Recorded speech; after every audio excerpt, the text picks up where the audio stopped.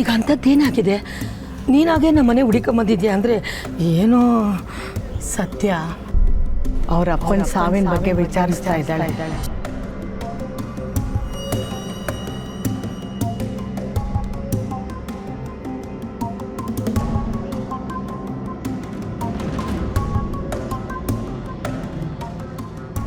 ಈ ವಿಷಯನ ನನ್ನ ಹತ್ರ 2-3 ಸಲ ಮಾತಾಡಿದ್ಲು. ನಂಗೆ ಅನ್ಸುತ್ತೆ ಅವಳಿಗಾಗಲೇ ತನ್ನ ಅಪ್ಪನ ಸಾವು ಹೇಗಾಯ್ತು ಅಂತ ಹುಡ್ಕೋಕೆ ಶುರು ಮಾಡಿದ್ದಾಳೆ ಅಂತ.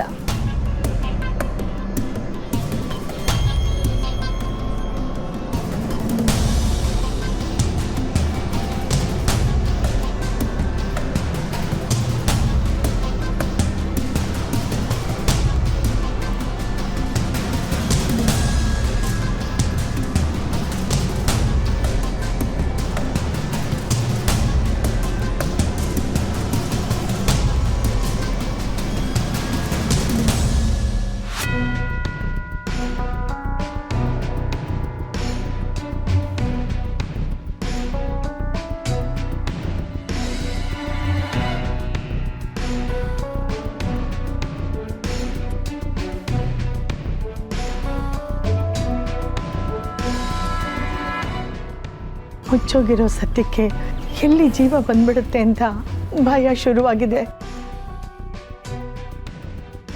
ಅವಳಿಗೇನಾದರೂ ಹಳೆ ವಿಷಯಗಳು ಗೊತ್ತಾಗಿ ನಿನ್ನನ್ನು ಹುಡ್ಕೊಂಡು ಬಂದಿದ್ಲಾ ಅಂತ ವಿಚಾರಿಸೋಕೆ ಬಂದೆ ನೀಲಮ್ಮ. ಸತ್ಯ ಏನಾದರೂ ಬಂದಿದ್ಲಾ? ಇಲ್ಲ ಅಕ್ಕ, ನನ್ನ ಪಡೆಗೆ ನಾನಿಲ್ಲಿ ಬಡ್ಡಿ ಕೊಟ್ಕೊಂಡು ಜೀವನ ಮಾಡ್ತಾ ಇದ್ದೀನಿ. ನಾನು ಇಲ್ಲಿರೋದು ಯಾರಿಗೂ ಗೊತ್ತಿಲ್ಲ ಅಕ್ಕ. ನಿಮ್ಮ ಮೊಮ್ಮಗಳು ನನ್ನನ್ನೇನು ಹುಡುಕೊಂಡು ಬಂದಿಲ್ಲ. ಅವಳೇನಾದರೂ ನನ್ನನ್ನು ಹುಡುಕೊಂಬರ್ತಾಳೆ ಅಂತ ಗೊತ್ತಾದರೆ ನಾನು ಈ ಮನೆಯೇ ಖಾಲಿ ಮಾಡಿಬಿಡ್ತೀನಿ. ಅವಳೇನಾದರೂ ನನ್ನ ಇಲ್ಲಿ ಹುಡುಕೊಂಬತ್ತು ಅಂದರೆ ನಾನು ಗ್ರಾಚಾರ ಕೆಡ್ತು ಅಂತ ನನಗೆ ನರಕನೇ ಸೃಷ್ಟಿ ಆಗೋಯ್ತದೆ. ಅದಕ್ಕೆ ಮೊದಲು ಅವಳೇನಾದರೂ ಬಂದರೆ ನನಗೇನು ಗೊತ್ತಿಲ್ಲ ಅಂತ ಹೇಳ್ಬಿಡು ನೀಲಮ್ಮ. ಅವಳು ನಿನ್ನನ್ನು ಮೀರಿ ಮತ್ತೆ ಎಲ್ಲೂ ಮುಂದೆ ಹುಡ್ಕೊಂಡು ಹೋಗಬಾರ್ದು. ನೀನು ಮನೆ ಖಾಲಿ ಮಾಡ್ತೀಯ ಅಲ್ವಾ? ಮಾಡ್ತೀನಕ್ಕ. ಅಕ್ಕ, ನಿನ್ನ ಮಗನ ವಿಚಾರ ನನ್ನ ಬಿಟ್ಟರೆ ನಿನ್ನ ಮಗನ ಫ್ರೆಂಡು ನಾಗೇಶಂಗೆ ಮಾತ್ರ ಗೊತ್ತಿರೋದು.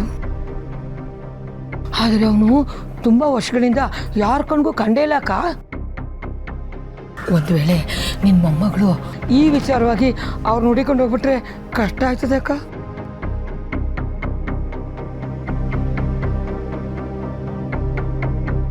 ನಾಗೇಶ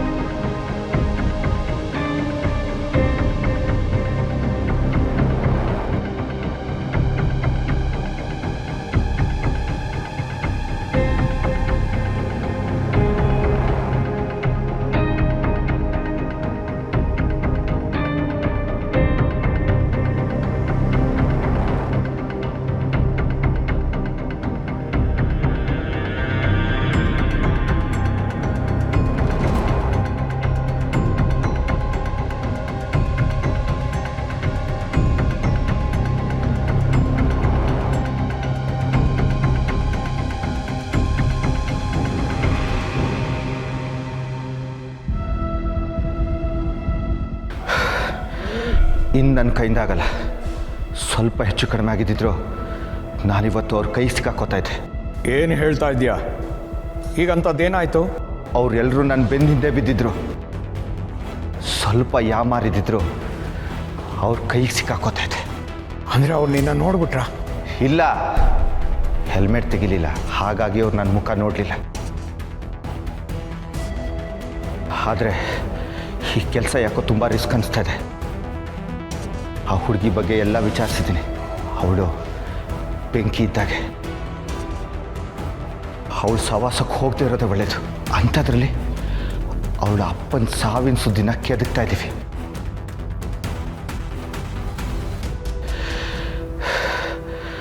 ತಪ್ಪು ಮಾಡ್ತಾ ಇದ್ದೀವಿ. ರಾಜೀವ, ನಿನ್ನನ್ನು ಕರೆಸಿದ್ದೆ ಈ ಕೆಲಸಕ್ಕೋಸ್ಕರ. ಇರ್ಬೋದು. ಬೀದಿಲಿತ್ತು ನನ್ನ ಊಟ ಬಟ್ಟೆ ಕೊಟ್ಟು ಸಾಕಿದ್ದೀರ. ಆ ಋಣ ನನ್ನ ಮೇಲಿದೆ. ಈ ಕೆಲಸದಿಂದ ನನಗೇನೇ ಅಪಾಯ ಆದರೂ ತೊಂದರೆ ಇಲ್ಲ. ಆದರೆ ನಿಮಗೇನಾದರೂ ಆದರೆ ಅನ್ನೋ ಚಿಂತೆ ನನಗೆ. ಆಗಲಿ, ಏನು ಬೇಕಾದರೂ ಆಗಲಿ. ಅಬ್ಬಬ್ಬ ಅಂದರೆ ಏನು ಮಾಡ್ತಾರೆ ಅವರು? ನನ್ನ ಪ್ರಾಣ ತೆಗಿತಾರೆ ಅಷ್ಟೇ ತಾನೇ?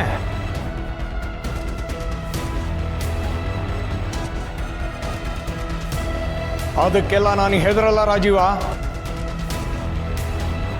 ಈಗಲೂ ನಾನು ಉಸಿರಾಡ್ತಾ ಇದ್ದೀನಿ ಅನ್ನೋದು ಬಿಟ್ಟರೆ ನನ್ನ ಜೀವ ಯಾವತ್ತೋ ಸತ್ತು ಹೋಗಿದೆ ಕಣೋ. ನನಗೀಗ ಬೇಕಾಗಿರೋದು ಪ್ರತೀಕಾರ.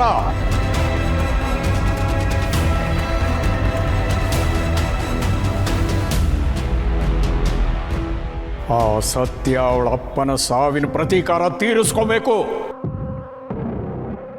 ಅನ್ಯಾಯ ಮಾಡಿ ಮೆರೀತಿರೋರು ಕೊರಗಿ ಕೊರಗಿ ಸಾಯ್ಬೇಕು.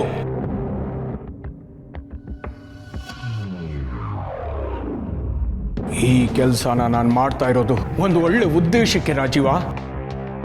ನನಗೊಂದು ವಿಷಯ ಅರ್ಥ ಆಗ್ತಿಲ್ಲ. ಸತ್ಯ ಪ್ರತೀಕಾರ ತೀರಿಸ್ಕೊಳ್ಳೋದಕ್ಕೂ ನಾವು ಈ ಕೆಲಸ ಮಾಡೋದಕ್ಕೂ ಏನು ಸಂಬಂಧ?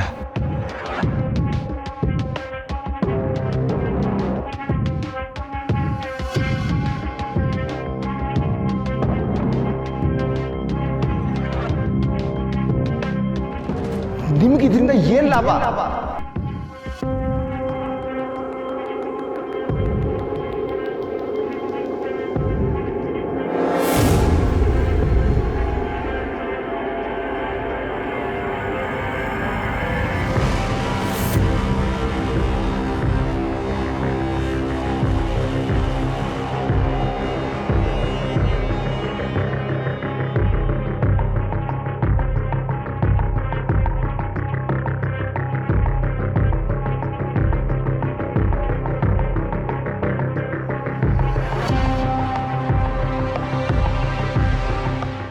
ಹರಸಿಯಾ